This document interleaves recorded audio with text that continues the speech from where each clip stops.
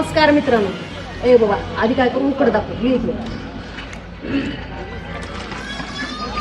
कसं आहे का तर कसं माहिती का असलं जर उकड खायचं म्हणलं तर यायचं कुठं इथं विकास हॉटेल नंबर 1 सूप प्यायचं म्हणलं की यायचं कुठं इथं विकास हॉटेल. नंबर 1 चा रस्सा खायचं म्हणलं तर यायचं कुठं इथं विकास हॉटेल. सगळं तुम्हाला माहित आहे. या लातूर बार्शी रोड हायवेवर क्वालिटीचा बादशाह म्हणलं की एकच हॉटेल विकास